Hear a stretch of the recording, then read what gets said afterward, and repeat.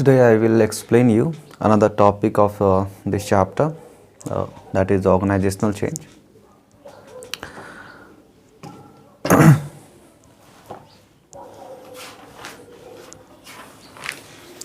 So the name of the chapter, it was types and forms of organizational change. So under this, the next topic here, it is given managing change, action research. So what are the different steps which organization can take to manage change? So Lewis three-step change process given. Lewis was a struck.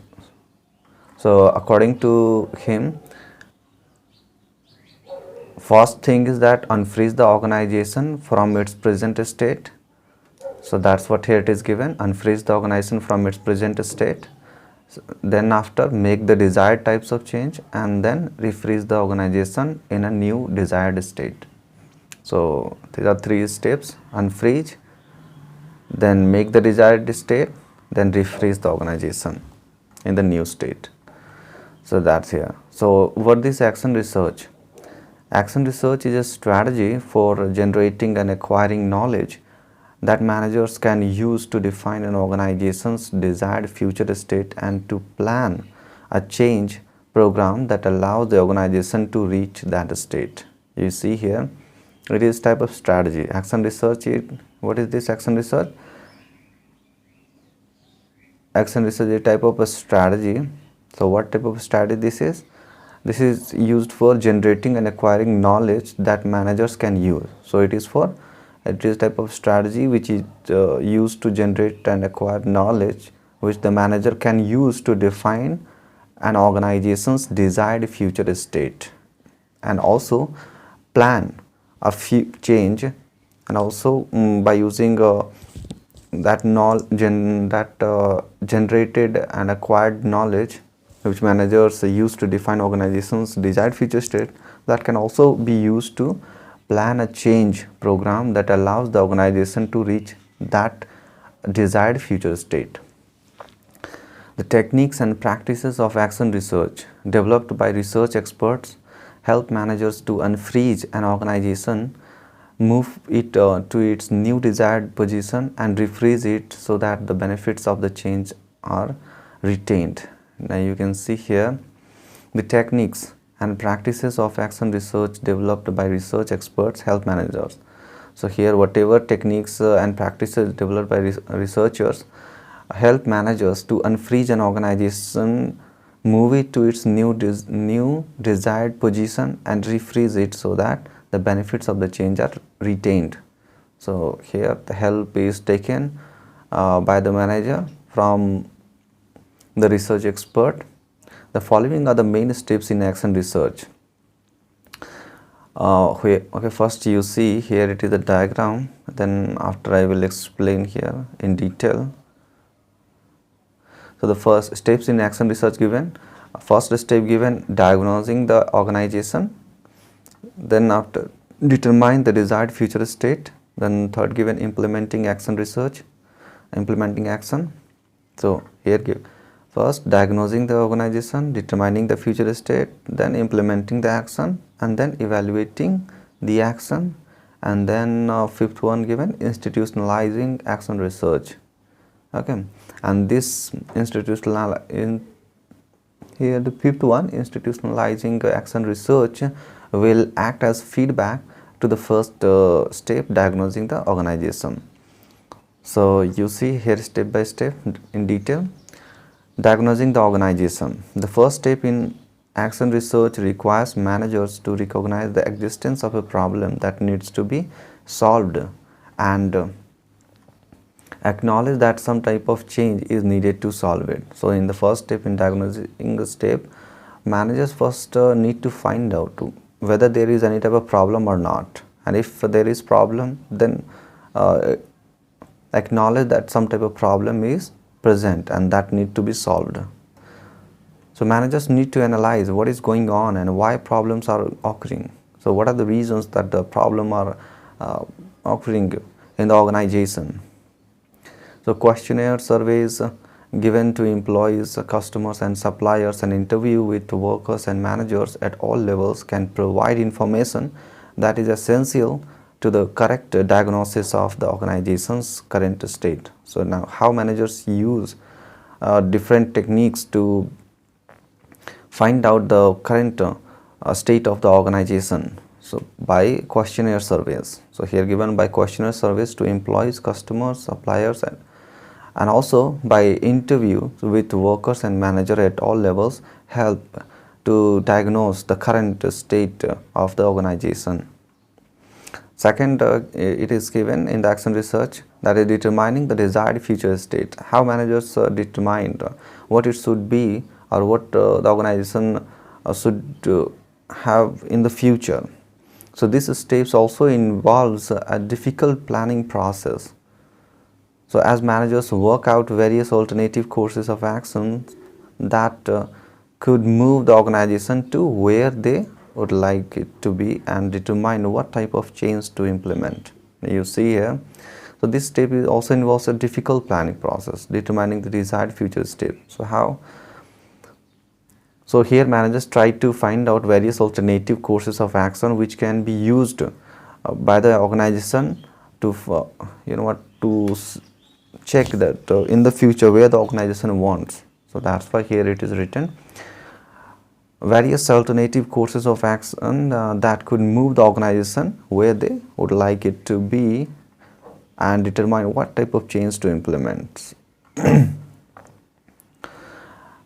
Identifying the desired future state involves deciding what the organization's strategy and structure should be. So here when the organization wants any desired future states in the future, or you can desired future state here given, then in that case that organization is going to decide on the fact that what type of different strategy and structure the organization should have. According to that, the future desired state is going to be decided. That's why given the desired future state involves deciding what. So here desired future state means in the future what type of a structure or what type of strategy the organization should take or should use. So that's what it is all about, desired future state. It is determining the desired future state. Third, given implementing action. Implementing action is a three-step process. Three-step process here given.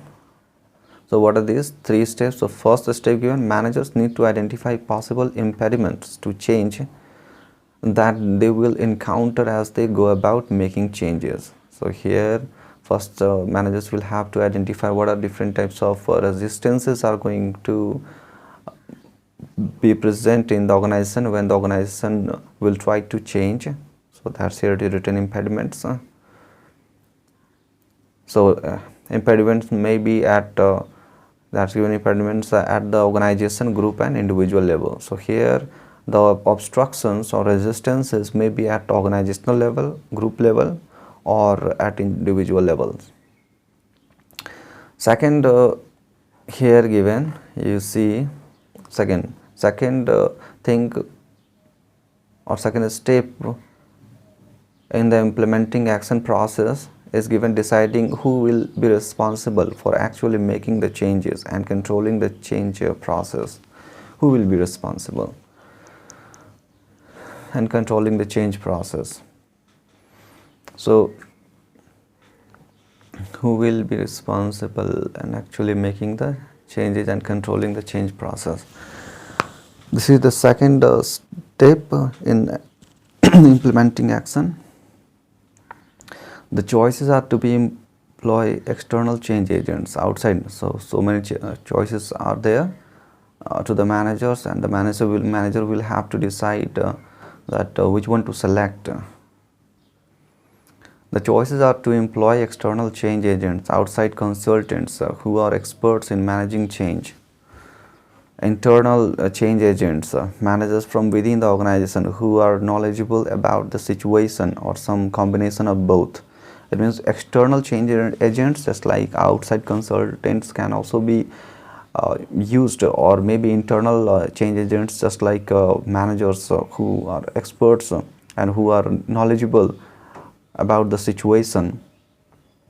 So those people can be selected for actually making the change. So that's why written second, who will be responsible for actually making the changes and controlling the changes process. Third, here given deciding with this third is deciding which specific change strategy will most effectively unfreeze change and refreeze the organization. So now action research, here the first it was to identify the possible resistances. Second, it is given find out who will be responsible for change and controlling the process. And third, given which specific change strategy will most effectively unfreeze change and refreeze the organization.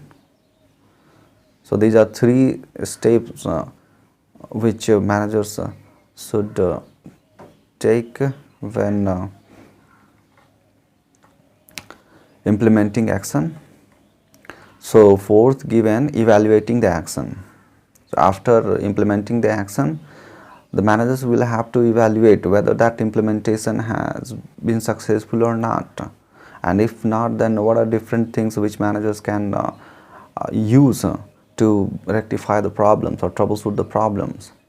So here given the fourth step in action research is evaluating the action that has taken and assessing the degree to which the changes have accomplished. You can see here the fourth step in action research is evaluating the action that has taken and assessing the degree to which the changes have accomplished the desired objectives. So that is and the best way to evaluate the change process is to develop measures or criteria that allow managers to assess whether the organization has reached its desired objectives. Here what managers can do? So the best way here it is given to develop managers and criteria, okay, by using type of criteria or standard developed measures can be used for analyzing whether the action, whether implementation of action has been successful or not. Assessing the impact of change is especially difficult because the effects of change may emerge slowly. Why it is some type of difficulty it happens so when assessing or evaluating the impact of change, because the effects generally takes time. So that's why here written the effects of change may emerge slowly. Fifth one given institutionalizing action research. So what does it mean by institutionalizing? The need to manage change is so vital in today's quickly changing environment that organizations must institutionalize action research, that is, make it a required habit or norm adopted by every member of an organization. Change is vital. Why it is vital nowadays? Because environment is changing very quickly. That organization must institutionalize action research, that is, make it a required habit or norm adopted by every member of an organization. So if the organization will have to survive, then organization must change. If organization doesn't change, then in that case that organization will not be able to survive in the changing environment. So that's why it is very important that the organization should institutionalize this action research process, so that means from time to time there is continuous process of finding the problem in the organization, identifying what are the different solutions can be possible, and then implementing and finding of different alternatives solution and implementing the best solution for that, and then evaluating the solution. So these all things should happen continuously in the organization if the organization has to survive in the changing environment. So institutionalization of action research is as important at the top of the organization as it is on the shop floor or ground level or lower level. You see, institutionalization of action research is very important at the top level also and at the lower level also.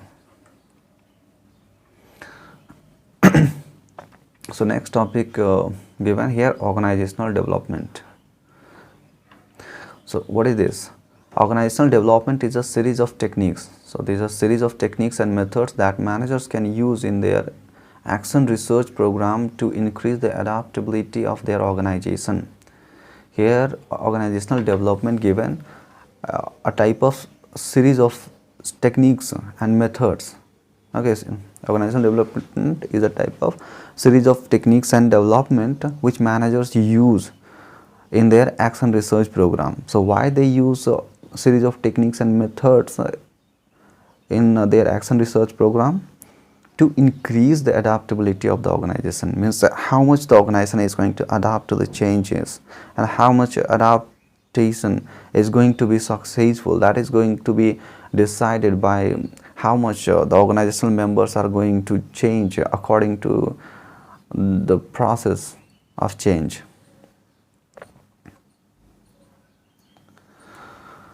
So in other words, we can also say that organizational development is a complex educational strategy intended to change beliefs, attitude, values and structures of organizations so that they can better adapt to new technologies, markets and challenges. So, and this rate of change itself, you can see here. It is type of complex. It is educational strategy intended to change beliefs, attitudes and values and structure of organization. So what are different things are going to change by organizational development? So organizational development here given educational strategy which is intended to change the beliefs, attitudes, values and structures of organization. So why these things are going to be changed by educational strategy, that is organizational development, so that they can better adopt to new technologies. Okay, so that they can be better adopt to new technologies, markets and changes. Organizational development techniques help managers unfreeze an organization and overcome resistance to change and refreeze it in its new desired state. So that means unfreeze. This technique, organizational development techniques, can be used to unfreeze the organization and overcome whatever resistances are present in the organization, and after overcoming the resistance, again refreeze the organization in its new desired state. So organizational development techniques given to deal with resistance to change. So how organizations can use OD technique, means organizational development techniques, to manage change, or you can say to deal with resistance to change. So first given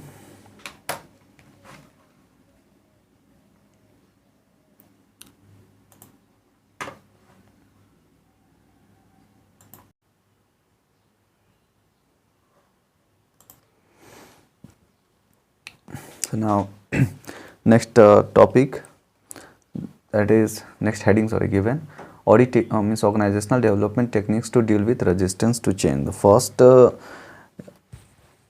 technique that is given, education and communication.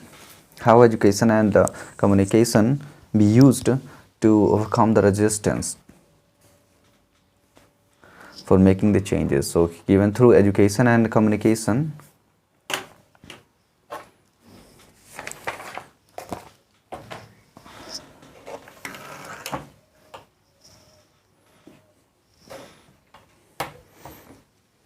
so that's what here given. Through education and communication, internal and external agents of change can provide organizational members with information about the change and how it will affect them.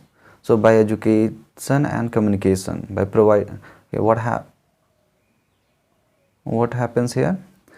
Internal and external agents of change can provide, change, or you can say agents of change, whether it is internal agents of change or external agents of change, they provide organizational members with information about the change, means they provide why the organization should change. What are the benefits of changing the organization? What are different ways by which organization can change in a better way, and what are the things which individual members of the organization should do to make change successful? So they provide these all information so that the individual member can analyze that how this change will affect them, so that they can understand that the change it is better for them. Second, given participation and empowerment. Inviting workers to participate in change process is becoming a popular method of reducing resistance to change. So here, what is here? Participate means workers are being invited to participate in the change process here. Participation complements empowerment. Means here participation is a complement of empowerment. How? Empowerment increases workers' involvement in decision making and gives them greater autonomy to change work procedures to improve organizational performance. So here both means participation and empowerment both are complement to each other. How? So increases workers' involvement in decision making and gives them greater autonomy to change.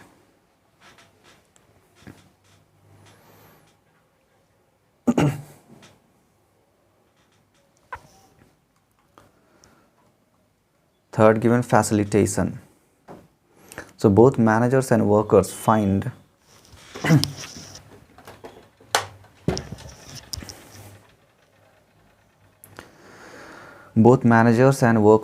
change stressful because established task and role relationships alter as it takes place. Means when change happens, then that is stressful. Why? Because established task and role relationships are going to be changed.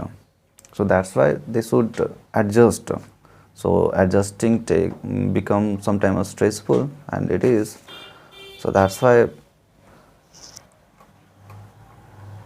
there are several ways in which organizations can help their members to manage stress. So what are these different ways by which organizational members can manage stress? First, given providing them with training to help them learn how to perform new tasks. Okay, means providing them training that so that they can know that how to perform new tasks. Providing them with time off from work to recuperate from the stressful effects of change. So second, given providing them with time off, means off the work they should be provided time so that they can recuperate, so that they can relax their stressful situation. Okay, so and effects of stress can be reduced in this way. Fourth, given bargaining and negotiation. Because change causes because change causes conflict, bargaining is an important tool in overcoming resistance. So always means whenever there is change, there is possibility that conflict will emerge, and so the bargain should be used to overcome the resistance. By using action research, managers can anticipate the effects of change on interpersonal and intergroup relationships. Managers can use this knowledge, means by using action research, managers can anticipate the effects of change on interpersonal and intergroup relationships. So that knowledge managers can use to help different people and groups negotiate their future tasks and roles and reach compromises that lead them to accept change. So by action research, they get the information that how relationships are going to change. So that knowledge managers can use to help different people and groups to negotiate their future tasks and roles, so that that will lead to successful acceptance of change. Then fifth one, given manipulation.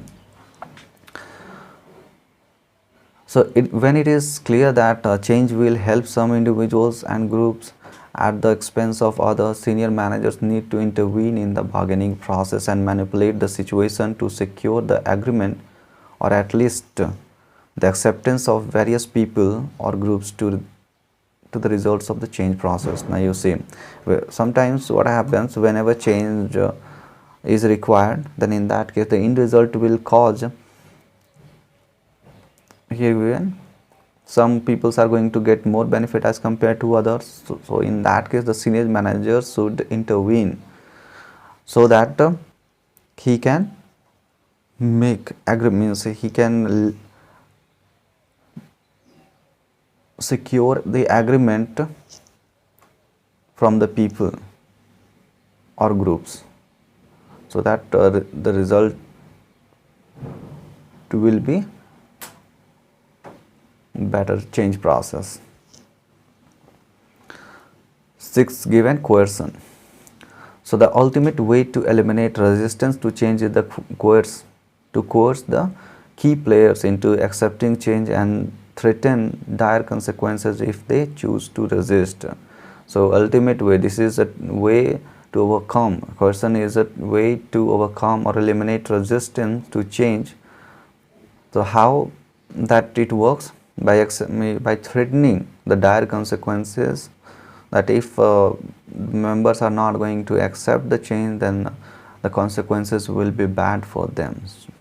So here this is a threatening, means by threatening individuals working in the organization, this process, this technique works. Then next, the advantage of coercion can be the speed at which change takes place. So this is very speedy technique for overcoming the resistance to change. The disadvantage is that it can leave people angry and enchanted and can be refrigerating. You see here, advantage that is speedy technique, but disadvantage is that it can leave people angry. Okay. Organizational development techniques to promote change. So what are different techniques which can be used to promote change? So many organizational development techniques are designed to make changes and to refreeze them. These techniques can be used at the individual, group and organizational level. You see, many techniques are there, many can be designed to make changes. These techniques can be used at individual. So this organizational development techniques to promote change can be used at the individual level, at the group level or organizational level. Okay, these are the 3 levels at which organizational development techniques can be used.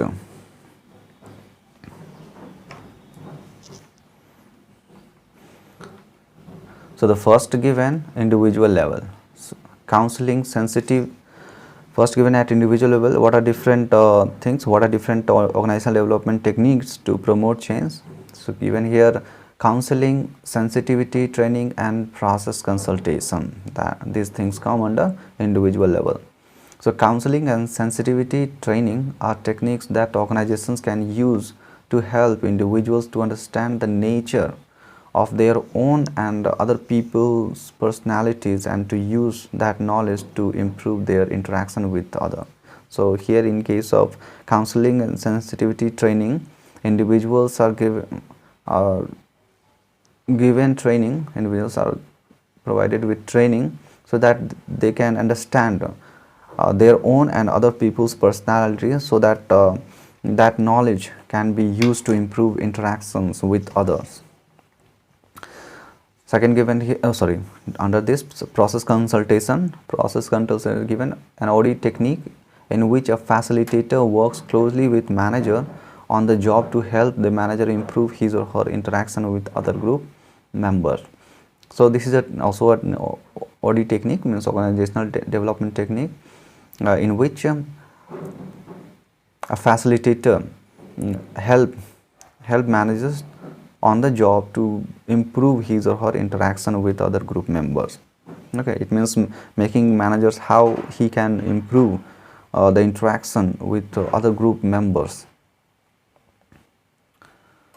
or other individuals working in the organization. So what can be done at the group level? So organizational development technique to promote change at the group level given here. Second, at group level given team building and intergroup training. Team building given here, team building and intergroup, team building and intergroup training. So what happens in team building? So this is an organizational development technique in which a facilitator first observes the interaction of the group members and then helps them to become aware of ways to improve their work interaction. Here, in team building process, an observer observes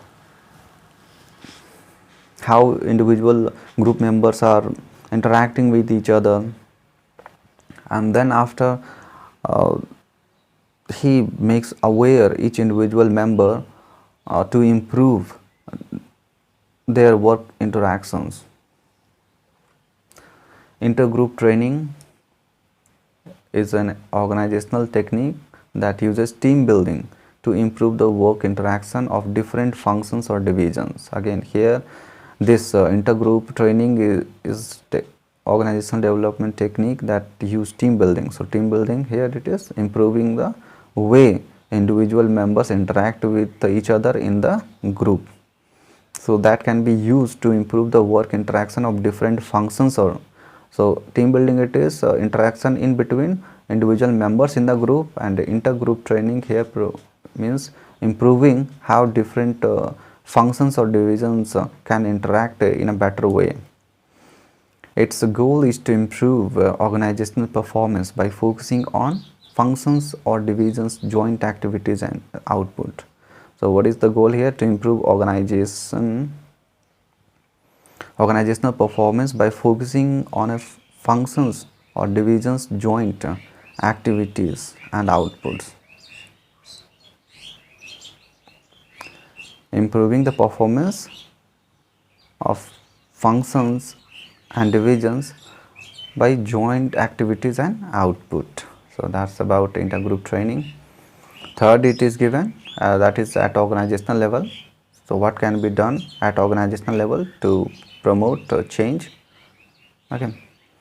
So at organizational level given a total organizational intervention. A variety of organizational development techniques can be used at the organization level to promote organization-wide change. One is organizational confrontation. So one technique here given, organizational confrontation meeting. So it is a technique, so now it is an OD technique that brings together all of the managers of an organization to meet to confront the issue of whether the organization is effectively meeting its goals. So here in the organizational confrontation meeting, all members of the organization are going to meet to confront the issues of whether the organization is effectively meeting its goal or not. Okay, to find out if they are confronting, then in that case it is possible to find out the issues, that whether the organization is meeting its goal or not. If not, then what are the different things which organization can do to improve